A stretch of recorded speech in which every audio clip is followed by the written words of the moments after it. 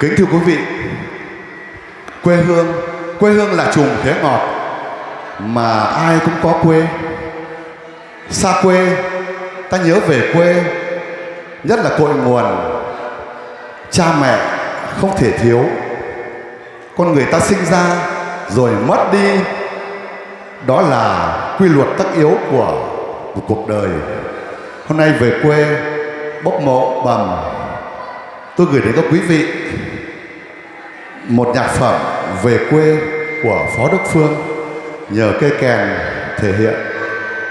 Xin trân trọng kính mời quý vị lắng nghe.